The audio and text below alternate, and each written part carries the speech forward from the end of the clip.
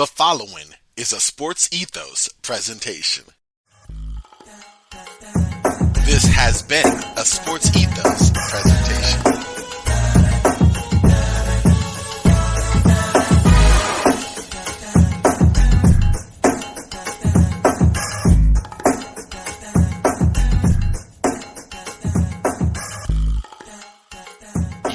Yo, welcome to another edition of Roundball Ramble. I'm your host, Corbin Ford. You can follow me on Twitter at CorbinNBA.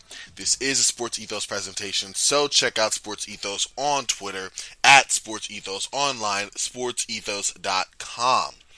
Got a fun little show here for y'all today. We noticed we haven't had a not a redraft show, but a draft recap show here. We didn't do anything like that. And that's because, it was a lot for one person to do. I was able to do a show with RK from Beyond the RK that kind of touched on it, but I have a little bit of a treat here for you as well. It's the Let's Ball Out crew. That's right. It's myself, it's Alicia, it's Kelsley. We all get in here, we talk about our favorite picks, what we didn't like, who are the winners in the draft, who are the losers, and kind of give a little preview to free agency along with some trades that might happen. So, nice little power-packed episode. I said balling on a budget. I didn't mean balling on a budget. I meant the time crunch treat. There we go. That's what I'll call it, the time crunch treat. But it's a fun little episode with three of us all giving our takes on the draft and a little bit of free agency. We'll have free agency recaps, coverage, all of that on the channel as well.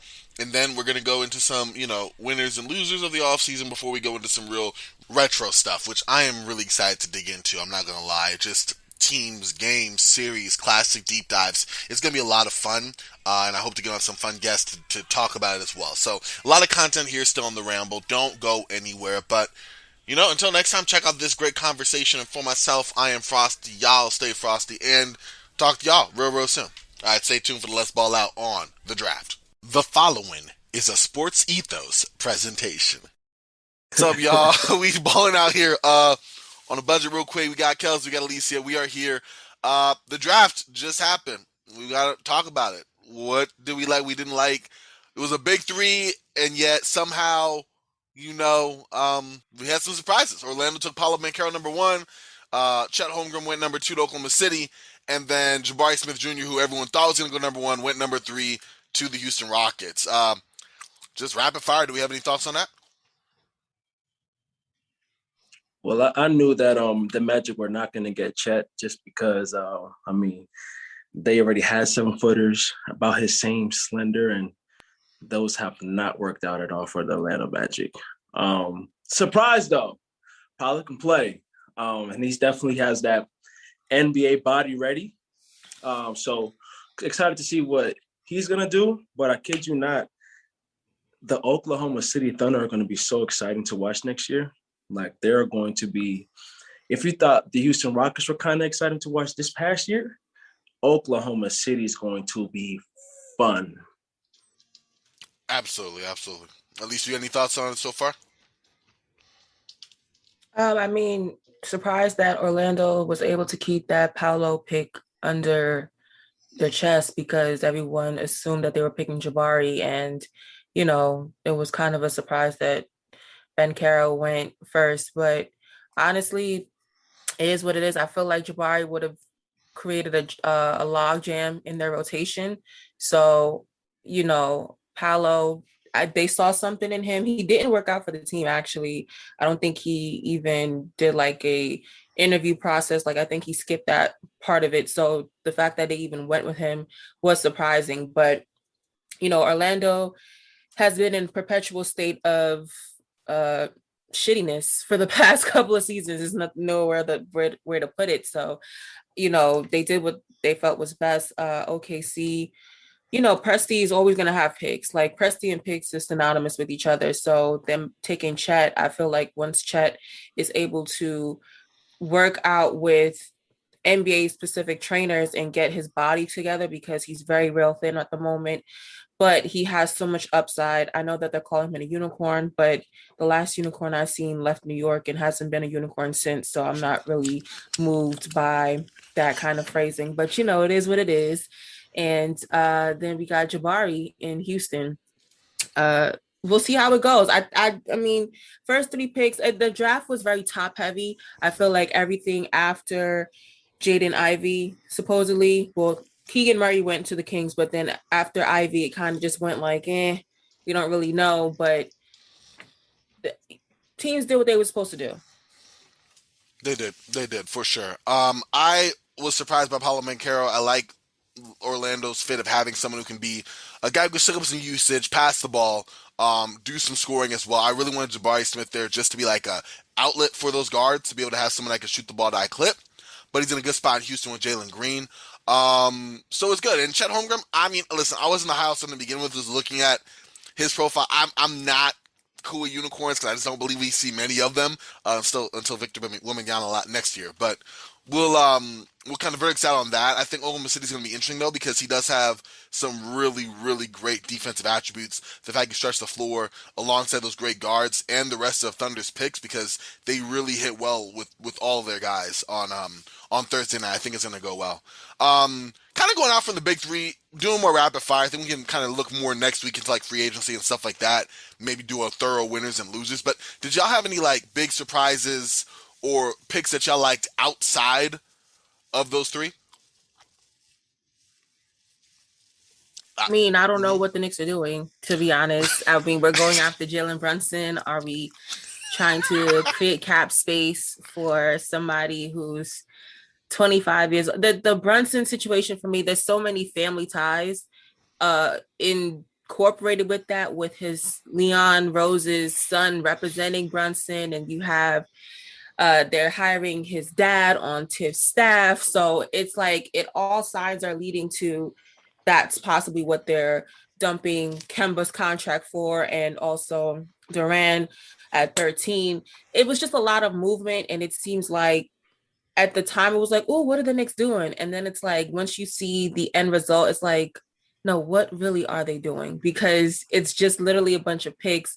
At the moment, we have 11 first-round picks and 11 second-round picks for the upcoming 7 years. Whoop-de-doo. But however that comes to forth on the floor, I don't know. It's just highly confusing at what they're doing at this point. Well, you got to think about it this. I'll be devil's advocate. You mentioned with the Orlando Magic on their, shittiness throughout the years, and I thought it would have been a perfect segue to get into the Knicks. But then the Knicks, it seems like they hold their brand and think that means something when it comes to free agency, and they have not been successful at that. Let's try something different, and maybe having those assets with draft picks might potentially be able to force somebody to give them somebody instead of hoping and praying that X, Y, and Z is going to come to us as a free agent, right? But then to find out that the big fish on the market or no, we didn't say big fish on the market because he's not big, but the priority list to sign Jalen Brunson. I mean, wow, he's a starter, for most teams. Is he a starter on a championship team? He can't be. But how effective is he going to be? I don't know. But for them to move a lot of eggs and put it in the basket of Jalen Brunson, that is definitely head scratching. And also, funny enough, you asked Corbin, like, if there's somebody outside of the draft that I really liked. And Ousmane Dieng was a person that I really, really, really was high on. I was extremely high on. And I gave the comparison to Giannis Antetokounmpo on a basis of the fact of he's extremely comfortable handling the basketball, his size, and again, somebody that we did not know going into the draft, but then started to get a little bit of traction coming to the draft. And it's so funny because I was like, I told my mom's this, big Knicks fan, and they drafted him like they may find somebody, and then here comes Stephen A and Spike, and then Woj hit him with the whoa. Wow. Oh, bless your heart, baby. Just bless your heart. I mean, the Knicks came with the 11th, somehow ended with 3 first-round picks after that without using 11th pick, but all of them are like in the back. So maybe, they have a great free agency and this looks amazing. I don't know though. I don't see it. I mean, surprises, I think outside that, I thought Detroit did a really good job with their draft. They hit on like everyone between, of course, getting Jaden Ivey, having him fall into lap at number 5, then really becoming aggressive, trading for Jalen Duran at 13. Both those guys were in my top 15. That was pretty dope. And I think you have those two alongside Cade, dude. And Duran just 18, gonna be just a beast in a couple years' time. Jaden already electric up and down the floor. Both of them working alongside Cade. I think it's gonna be pretty nasty. Yeah, I'm impressed by that. I think that Troy Weaver like hit literally on everything for Detroit. And I would say the same for Houston, actually. I mean, having Jabari Smith fall to their lap was cool, but not only that, getting Tari Eason late in the teens and then also being able to select Ty Ty Washington, that's a new guard, power forward, and you got your stretch five who could play between 3 and 5 as well. I like those selections too. I ain't wrong with you. Detroit got lucky on that fifth pick because a lot of people thought that Ivy was going to go fourth. He could have went even higher, but I think we knew the top three who they were going to be. And it was who drafted? Oh yeah, the Kings. I don't know what the hell they got going on either.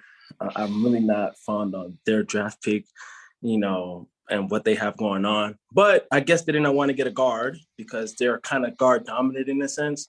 But I was hoping that they may have traded that pick to get somebody or notable to come to Sacramento, and that didn't happen.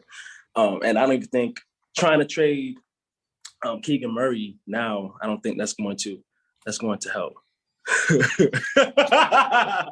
Hey, but no, seriously though, I definitely think Oklahoma City. I mean, even getting Dame, like they're going to have a lineup that's kind of similar to, the Philadelphia 76ers, the year of the bubble when you had Ben Simmons as a point guard. You had Josh Richardson, who's about 6'6", 6'7", and everybody else is taller than that. They're gonna have a pretty big team. Josh Giddey's a pretty big dude, and Alexander, we kind of forgot about him, but you really can't. They're gonna be fun to watch, yo. It's them and my favorite team besides the Miami Heat, just because I just love them, Memphis Grizzlies, and I love them a lot. And they have so much spark about them, so much spunk. Right, since I'm in Nebraska, so let's go ahead and start using some words out here.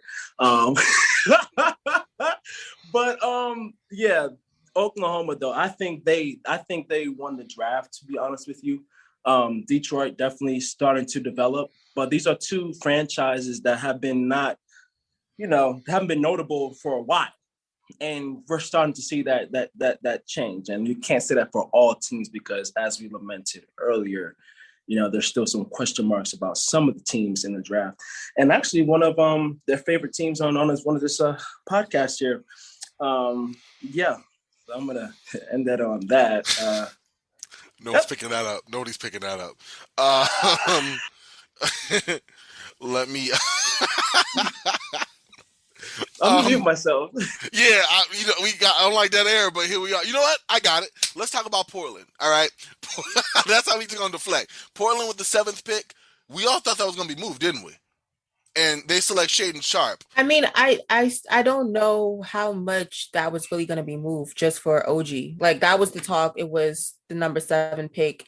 Maybe some other picks, and for OG, I wasn't really sure if that was going to be a thing, and it wasn't. So, I mean, all signs lead to them now going into free agency and seeing what else out there is on the market to get. Dane put a post with someone else from a New York centric team.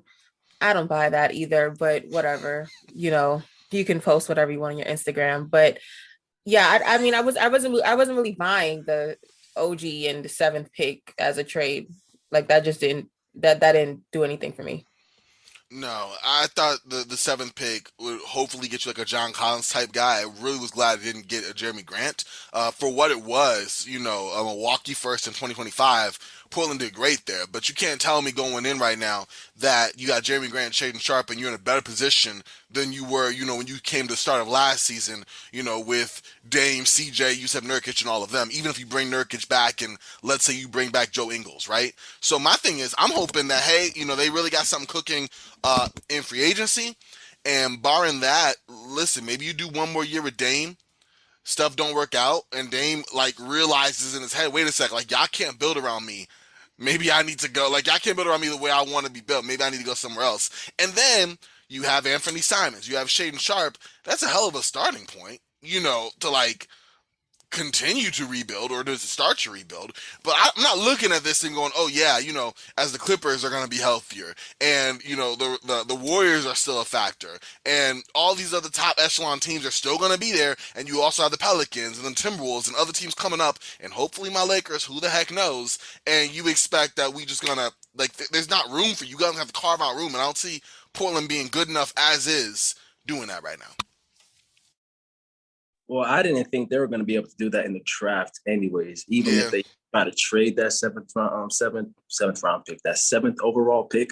So I don't think their work is still done. But I would say that young man Sharp, he's definitely the wild card of the draft. And with him not playing in college, but the hype that he had prior to that, and his athleticism, which is something that you cannot teach. If that skill development, as we've seen with Simons, that skill development, and you having a guy like Damian Lillard learning from a person that has the biggest chip on his shoulder, coming from a small, no name school in Weber State. I thought it was Weber. Weber, hello. Yeah. Okay. How'd you get that? How'd you get that?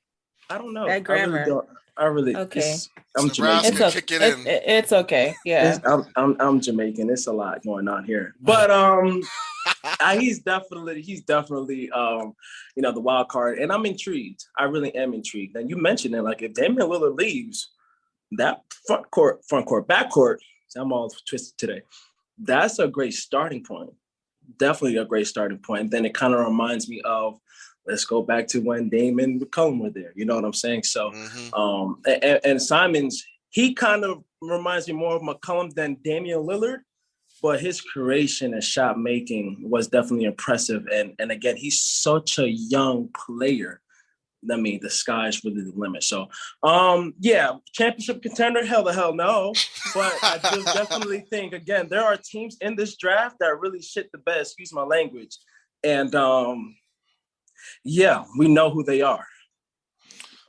That's for sure. I'm gonna give us one last chance to just give a general thought on the draft. I'm not gonna lie, it was kind of uneventful. I really thought it was gonna be a whole lot of movement. We were looking at John Collins. We were looking at, in fact, I have something to share about him in a minute. We were looking at teams that we thought were going to trade out of the fourth pick. We really thought there was going to be some action with that fourth and fifth pick. I thought the Lakers might be more aggressive with another selection and maybe take Jaden Hardy instead of Max Christie, but that's another conversation for another pod. It was kind of anticlimactic. You know what I mean? I think it was great for these young folks to be able to get started in their career. I love the fact that you saw a lot of them show emotion. This is a really big deal for them. A lot of them, embracing and thanking their mothers. I love that as well. So that was cool. Seeing some surprising selections in the back half of the lottery were great too. But I was expecting a lot more sauce than I got. All in all, I think it was okay. Nothing too crazy. Instead of a deep breakdown, I think the winners are pretty much the Rockets. You look at the Thunder, teams like that. Losers, you could say the Kings and the Knicks. It almost went like it always does, if you think about it. In terms of some of the younger, more analytic-heavy teams, actually hitting right, and some of the other teams oh, we're the Kings or we're the Knicks. No one ever says we're the Kings, actually, but the ones who live off a legacy. And you know what, Corbin? To add on to it, I think it really boils down to, one of the most underrated jobs in the NBA is scouting department and being all on the same page and being on the same accord. You think as a general manager, is him to a certain extent, but drafting and scouting, oh my goodness. And with the Heat, I definitely think that Nikola, not Jokic, but Jovic. I knew you were going to bring him up. The fact that, I saw how excited that Pat Riley was. I got a chance to watch some film on him. Dude's about a good 6'10", still has room to grow. One thing I love about him, and he mentioned it on draft, and I was like, yes, I've been playing with men, okay? That's the key right there that helps him to be ahead of a lot of these other guys, because most of them come to college and they're playing against not men. I mean, they're men, but, it's a whole different ballgame when you're talking about guys in your 30 and they're sitting there, give you shoulders left and right. And which is why I think LaMelo Ball, for an example, going overseas and playing against men helped him translate his game to the NBA. Even though he wasn't killing, he wasn't averaging 30 points in Australia, but that was still a good stepping stone for him. So Jovic, I'm very excited to see what the Heat do with him, just because of I know what they do as far as skill development is concerned. And Jalen Hardy went to the second round. And of course, who drafted him? The Kings. What did they do? They traded him.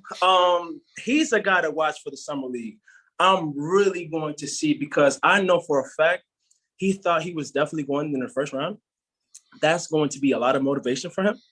And again, he's another person that played with adults in the G League that would help him, for the future. Now, he has been really inefficient. I think he was shooting like 32% from the field. That's kind of bad, but he's not afraid to take shots. And then all it takes is reps. Once you get reps and once you get comfortable and you get a little bit of confidence, it's literally going to be a wrap. So I'm excited. This summer league is going to be great, by the way, ladies and gentlemen. I'm so mad that I'm not going, but that is a guy I'm really, besides Jovic, that's a given. But Jalen Hardy is definitely a guy I want to go ahead and watch in the summer league.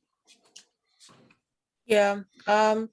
1 second. Corbin, can you mute your mic, please? I'm hearing you breathe. I'm hearing you chew. I'm hearing you, come on. What's up with you?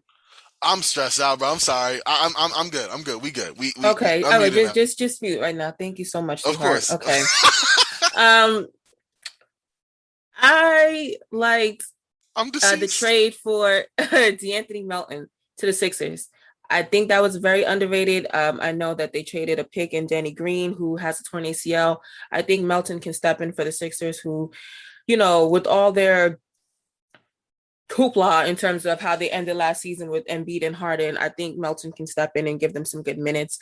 The Hornets, I think they also got they ended up with 4 second-round picks, and I think they have one pick that is would be from Denver that's in the 20th range.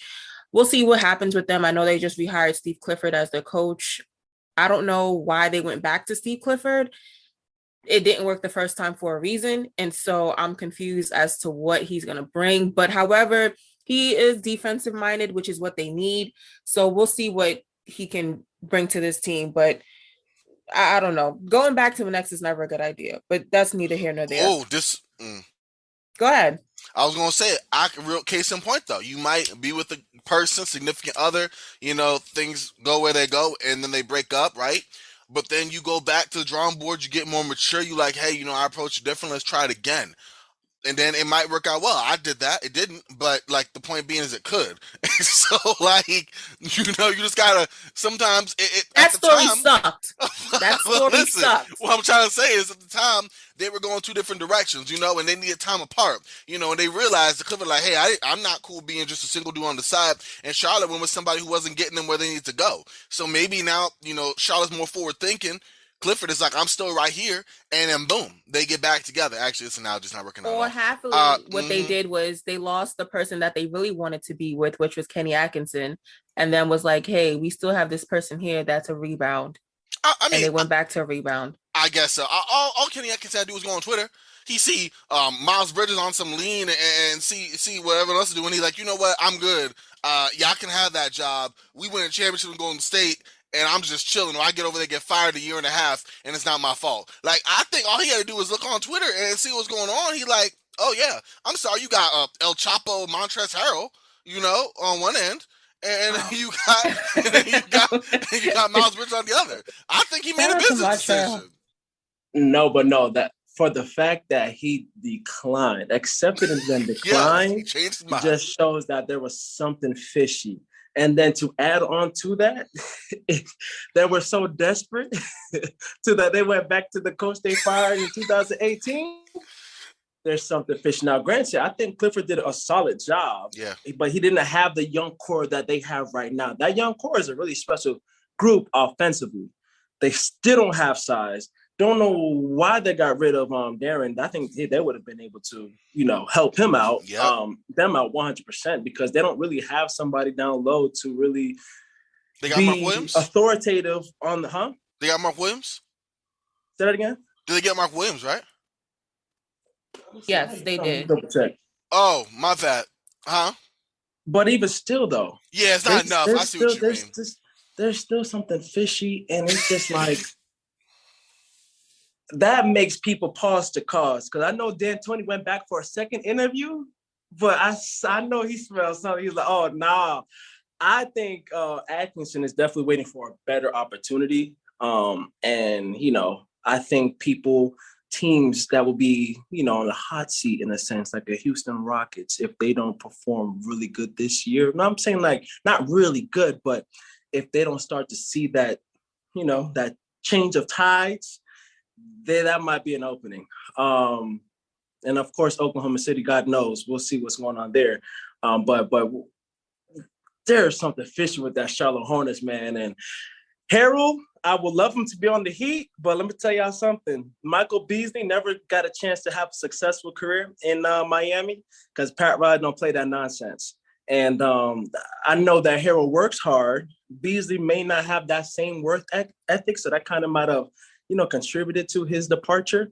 But yeah, there's something fishy in Charlotte. I don't know what they got going on, but we gonna see. We gonna see. At least they're better than the Knicks. Oh God. All right, y'all. I just feel like it's so rude. Like, what's the point of that? What's the point? What's the point of that? It's just Stephen A's my guy. Stephen A's my guy, but I feel so bad. He don't speak for his Knicks fans. I just want to clarify. People who watch mass media. Stephen A has a very big voice in this industry and on terms of being on TV, but he does not speak for Knicks fans as a whole, as a staff, as a record label, as a crew. I'm sorry. Like, he's spoken some things about certain point guards coming to this team in the future. Listen, you don't speak for everybody. He needs to speak for himself. Not Kyrie. I'm talking about the other one that's in LA. Yeah, Wait, whoa. Okay, I'm gonna clarify. He stated that he would like to leverage some part of the team for Russell Westbrook. As a Knicks fan am not down for that at all. I know a lot of Knicks fans will not be either. As much as Westbrook can change a franchise, I don't want him to change, especially okay. I don't think he meant that. I don't think he meant that. No, I think half of Stephen A. Smith is being facetious, and half of Stephen A. Smith is trying to put things in the air and plant things to other people. So that's why I'm just going to clarify. He does not speak for Knicks fans as a whole, as a staff, as a record label, as a crew. But I'll tell you this much: he represented all the Knicks fans in the world on that draft night, okay?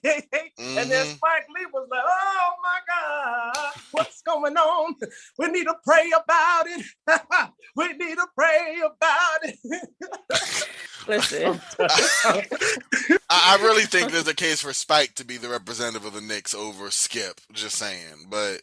I definitely get where you come from with that. I don't know.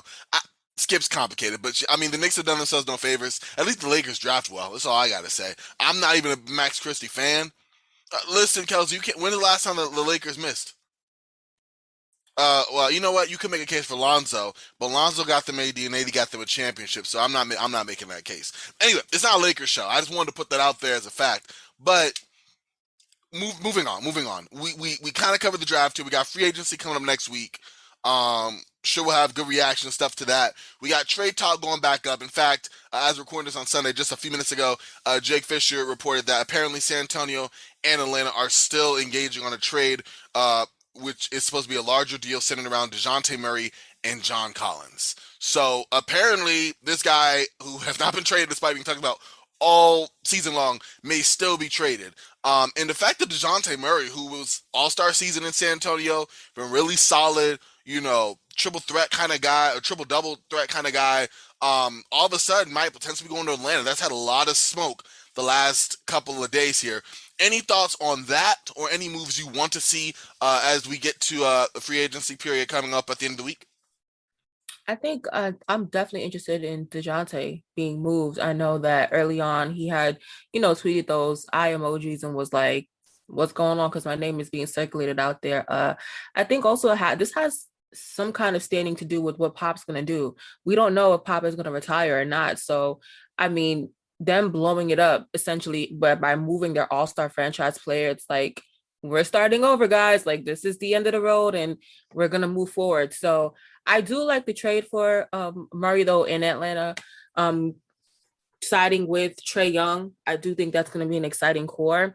Do I think that it's going to be like a two-man game like everyone has been having in the past couple of seasons? I don't know. I don't know if their games are very much compatible because they're very ball heavy handed players in terms of how the offense is going to flow. So I don't know if they're a match, but I do think that it's interesting that Collins and DeJounte would swap, or maybe a third team will come into play. Obviously, I don't know, but yeah, that's interesting that they're wanting to move DeJounte, because that's just a sure sign to me that they're not sure what Pop is going to do, and I think a lot of it leverages on if he's coming back or not, because I don't think you would move your all-star starter to do what, to have Pop play a bunch of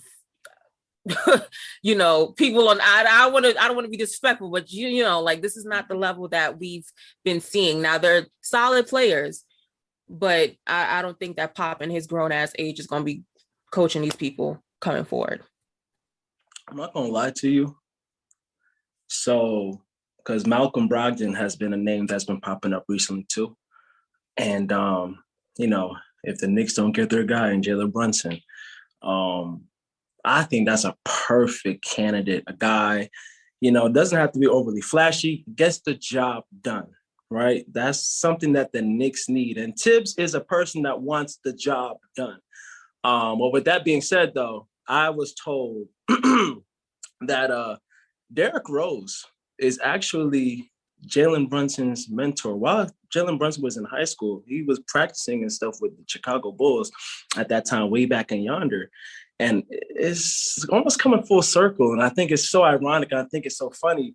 At the same time, it's just like, and I hate to keep harping on Knicks. I'm so sorry. But I'm just trying to figure out what the end game is. And I know for a fact that I'm just waiting to see everything, all the dominoes fall. Right now, only the first two dominoes fell. I'm waiting for the rest. I want to see the big picture. But Malcolm Brogdon is a guy that I'm intrigued to see what the Pacers are going to do, because obviously they are rebuilding.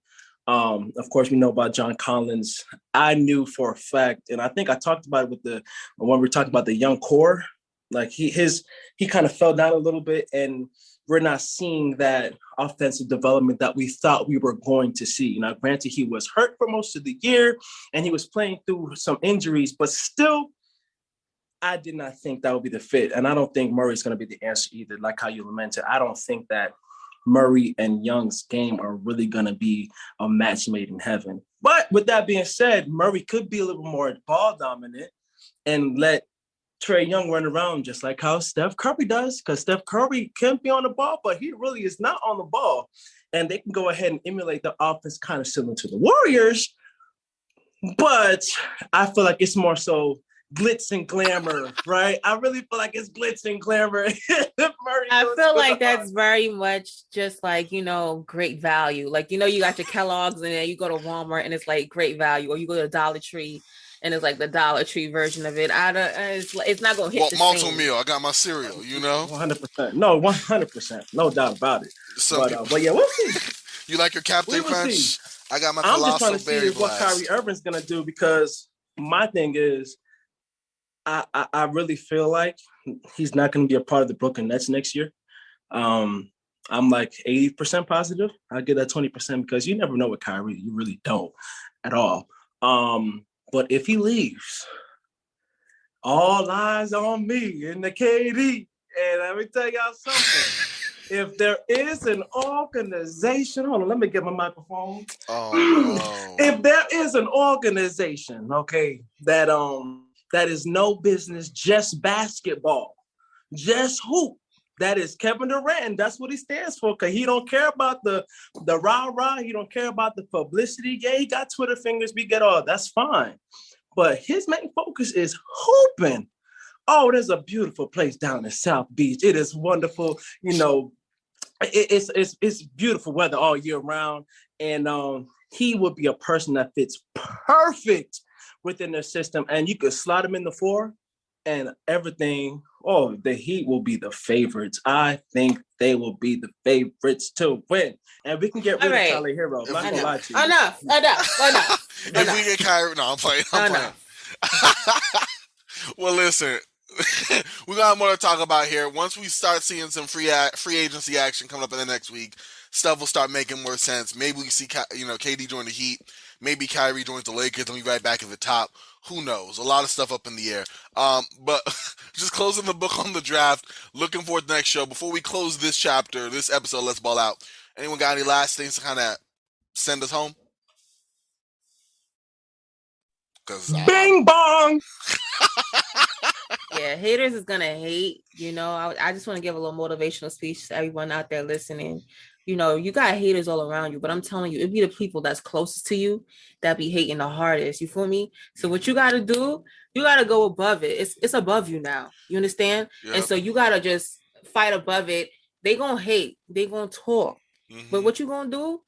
You gonna be all right. You gonna survive. You feel me? Like, we here. And the thing is, the biggest thing is that they always are mentioning us and we don't even talk about them. You see how they kept bringing us up and I ain't even say nothing? Like, I was just here chilling the whole time. I mentioned it one time. And about 5 different occasions, they done brought up the Knicks. You see how it's under their breath. They can't even just hold it in because they always got to talk about it. It be on the tip of their tongue. They just be wanting to be from the city. But it's okay. When I tell y'all New Yorkers, we going to always be that city, that favorite city, always and forever. Top 5 that are alive. Are you shitting me? Are you dumb? Bing bong. That's there you go. There you go.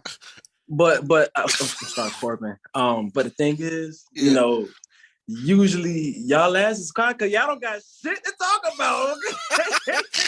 Nah, it's not that we had no shit to talk about. It's people talking shit because they want to be from here so bad. Y'all want to be New Yorkers so bad. Y'all always got to bring New York up every single moment. We are top 5 city in the world for a reason.